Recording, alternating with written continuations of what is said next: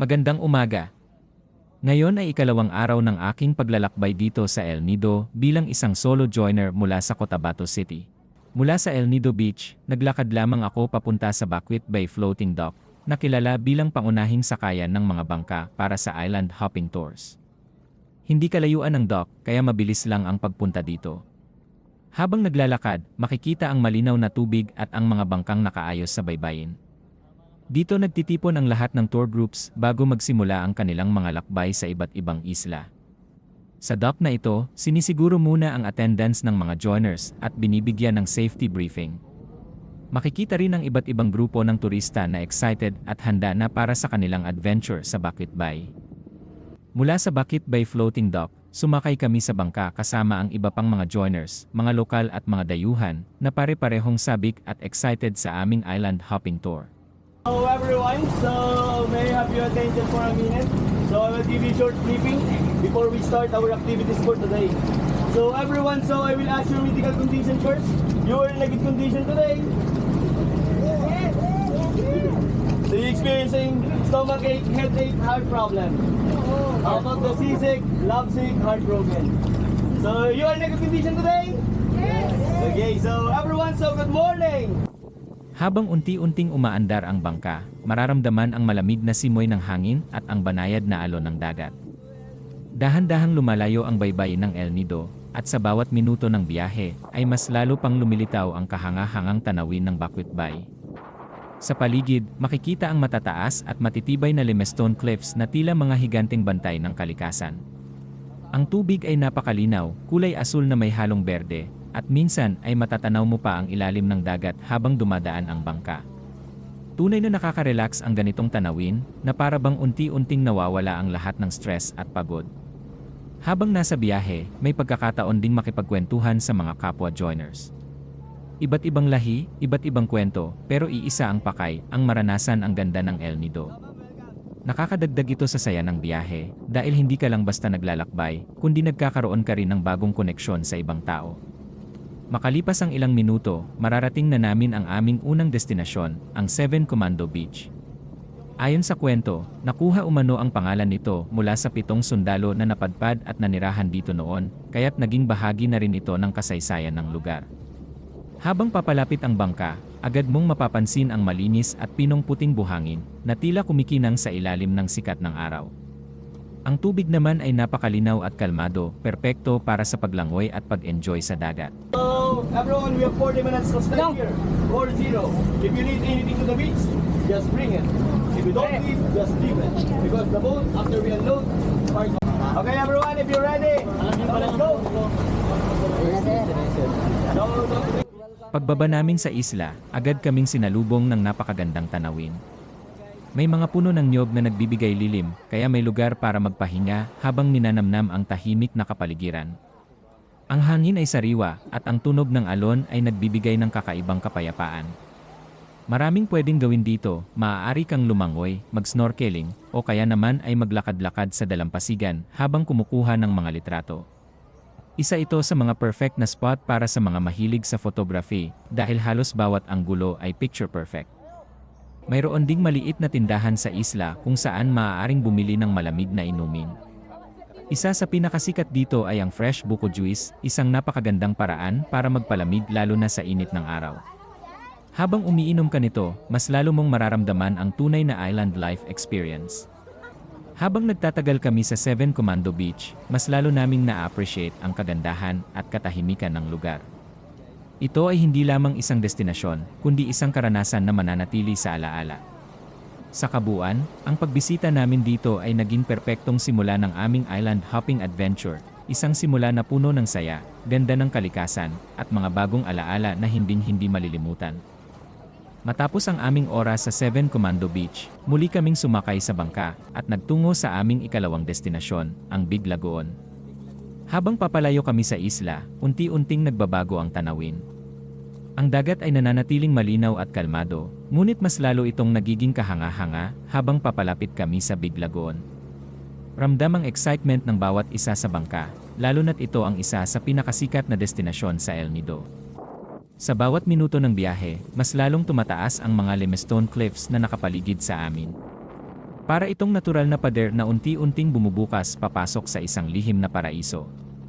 Ang kombinasyon ng matatarik na bato, luntiang halaman, at malinaw na tubig ay nagbibigay ng kakaibang ganda na hindi mo basta-basta makikita sa ibang lugar. Pagdating namin malapit sa lagoon, agad mong mapapansin ang kakaibang kulay ng tubig, isang halo ng asul at emerald green. Napakalinis nito at halos makikita mo ang ilalim, lalo na sa mga mabababaw na bahagi.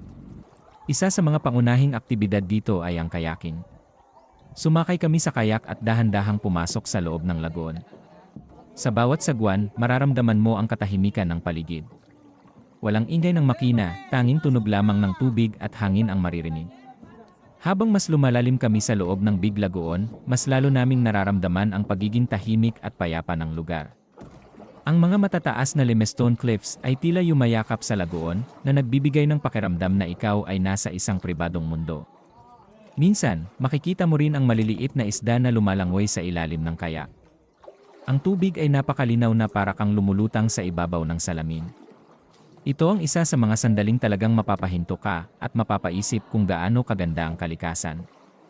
Bukod sa kayaking, marami rin ang naglalaan ng oras para mag-relax at mag-enjoy sa tanawin. Ang lugar ay perpekto para sa pagkuha ng litrato dahil halos bawat anggulo ay kahanga-hanga. Hindi mo kailangang maging professional photographer para makakuha ng magandang kuha dito. Ang kapaligiran ay napakapayapa. Walang ingay ng syudad, walang stress, tanging kalikasan lamang ang iyong kasama. Ito ang dahilan kung bakit maraming turista ang nagsasabing ito ang highlight ng kanilang pagbisita sa El Nido. Habang tumatagal ang aming pananatili dito, mas lalo naming na-appreciate ang kagandahan at katahimikan ng Big Lagoon. Isa itong lugar na hindi mo lamang tinitingnan, ito ay iyong nararamdaman. Sa kabuuan, ang aming pagbisita sa Big Lagoon ay naging isang napakagandang karanasan, isang sandali ng kapayapaan, paghanga, at koneksyon sa kalikasan. Tunay nga itong isang kayamanan ng El Nido na dapat maranasan ng bawat manlalakbay. Matapos ang aming karanasan sa Big Lagoon, nagtungo naman kami sa susunod naming destinasyon, ang Secret Lagoon. Habang papalapit ang bangka, mapapansin ang matataas at matatarik na limestone cliffs na tila nagtatago ng isang lihim sa loob. Mula sa labas, hindi mo agad makikita ang lagoon, kaya naman lalo itong nakakakaba at nakaka-excite tuklasin. Pagdating sa dalampasigan, bumaba kami ng bangka at naglakad sa mababaw na bahagi ng tubig. Upang makapasok sa Secret Lagoon, kailangan dumaan sa isang maliit at makitid na butas sa bato. Sa unang tingin, parang simpleng siwang lamang ito, ngunit ito pala ang daan papunta sa isang nakatagong paraiso. Habang dahan-dahan kaming pumapasok, mararamdaman ang kakaibang excitement, tila ba papasok ka sa isang lihim na mundo na hindi agad nakikita ng karamihan. Paglampas sa butas, biglang bubungad ang isang tahimik at napakagandang lagoon na napapalibutan ng matataas na bato. Sa loob ng Secret Lagoon, kapansin-pansin ang katahimikan at kakaibang ambience ng lugar. Ang tubig ay kalmado at bahagyang mainit kumpara sa dagat, na nagbibigay ng komportableng pakiramdam habang lumalangoy o nagre-relax. Ang liwanag na pumapasok mula sa itaas ay nagbibigay ng dramatic na epekto sa loob ng lagoon na lalo pang nagpapaganda sa kabuuang tanawin. Ang bawat sulok ay tila isang natural na obra maestra na hinubog ng panahon. Habang naroon kami, mas lalong naramdaman ang koneksyon sa kalikasan. Walang ingay ng makina, walang kaguluhan, tanging tunog lamang ng tubig at hangin ang maririnig. Isang perpektong lugar para huminga, magpahinga at namnamin ang katahimikan. Sa kabuuan, ang pagbisita sa Secret Lagoon ay isang kakaibang karanasan, isang pagtuklas sa isang nakatagong ganda ng kalikasan na tunay na kahanga-hanga. Isa itong bahagi ng El Nido na mag-iwan ng. Sunod naming pinuntahan ang Shimizu Island, isa sa mga pinakasikat na destinasyon sa island hopping tour ng El Nido. Habang papalapit pa lamang ang bangka, agad mong mapapansin ang napakalinaw na tubig na tila kumikislap sa ilalim ng sikat ng araw. Ang kulay nito ay kombinasyon ng asul at berde na nagpapakita ng kasariwaan at kalinisan ng dagat. Sa paligid naman ay makikita ang matataas na limestone cliffs na nagbibigay ng kakaibang ganda sa lugar. Pagdating namin sa isla, ramdam agad ang tahimik at relaxing na ambience. Ang Shimizu Island ay kilala bilang isa sa mga pinakamahusay na lugar para sa snorkeling, kaya naman hindi namin pinalampas ang pagkakataon na tuklasin ang ilalim ng dagat. Sa paglusong pa lamang sa tubig, bubungad na agad ang makulay na mundo ng marine life. Makikita ang iba't ibang uri ng isda na malayang lumalangoy, pati na rin ang mga coral reefs na nagbibigay buhay at kulay sa ilalim ng dagat. Napakalinaw ng tubig kaya kahit hindi ka gaanong marunong mag-snorkel, may enjoy mo pa rin ang tanawin. Bukod sa snorkeling, isa rin ito sa mga pangunahing lunch stop ng tour. Habang inihahanda ang pagkain, may pagkakataon kang magpahinga, mag-relax, at namnamin ang ganda ng kapaligiran. Habang kumakain kami, napapalibutan kami ng napakagandang tanawin, ang dagat, ang mga bato, at ang kalikasan na tila perpektong ginawa para sa isang tahimik na pahinga. Ang kombinasyon ng masarap na pagkain at kahangahangang paligid ay tunay na nakakapagbigay ng saya at kasiyahan. Sa kabuuan, ang Shimizu Island ay hindi lamang isang lugar para sa snorkeling, kundi isang destinasyon kung saan maaari kang mag-relax, kumain, at humanga sa kagandahan ng kalikasan. Isa itong mahalagang bahagi ng island hopping experience na tiyak na hindi mo malilimutan.